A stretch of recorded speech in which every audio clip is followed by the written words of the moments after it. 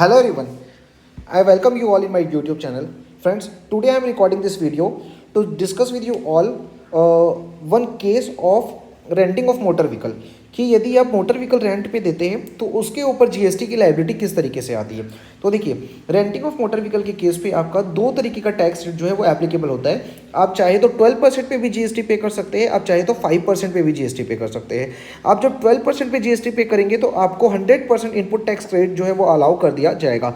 लेकिन जब आप 5% का रेट ऑप्ट करते हैं तो उस केस पे सिर्फ आपको लिमिटेड आईटीसी अलाउ किया जाएगा, और वो आईटीसी जो कि सेम लाइन ऑफ बिजनेस पे यदि आपने कुछ सर्विसेज ली हुई है तो वो आईटीसी आपको जो है अलाउ किया जाता है। अब जब आप 12% का आईटीसी 12% का रेट जब आप क्लेम करते हैं, 12% का रेट जब आप ऑप्ट करते हैं तो उस पर आपको फॉरवर्ड चार्ज पे क्या करना होता है, टैक्स पे करना होता है। मतलब जो सप्लायर है वो डायरेक्टली क्या करेगा, टैक्स गवर्नमेंट को पे करेगा। लेकिन जब आप 5% का रेट ऑप्ट करते हैं तो उसमें दो सिचुएशन होती है। उसमें हम देखते हैं कि सप्लायर कौन है।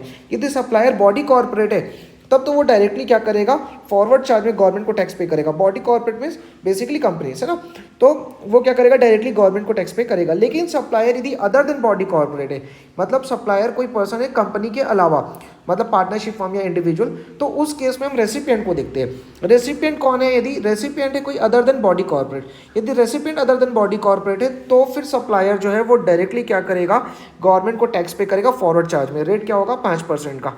लेकिन रेसिपिएंट यदि कंपनी है, बॉडी कॉर्पोरेट है, तो उस केस में रेसिपिएंट जो है वो रिवर्स चार्ज में टैक्स पे करेगी।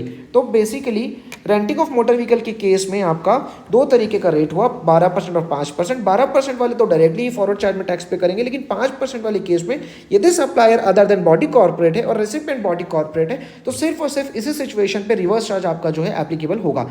लेकिन रिवर्स चार्ज अप्लाई होने के लिए एक कंडीशन का सेटिस्फाई होना बहुत जरूरी है, और वो है कि जो आपकी वैल्यू ऑफ सर्विसेज है उस पर आपका कॉस्ट ऑफ फ्यूल इंक्लूड होना चाहिए। यदि कॉस्ट ऑफ फ्यूल इंक्लूडेड है तभी आपकी रिवर्स चार्ज की लायबिलिटी आती है, और यदि कॉस्ट ऑफ फ्यूल इंक्लूडेड नहीं है तो फिर इस पर्टिकुलर एंट्री के अंदर कोई रिवर्स चार्ज की लायबिलिटी जो है वो नहीं बनती है। आई होप आपको ये पर्टिकुलर एंट्री समझ में आ गई होगी। Thank you so much.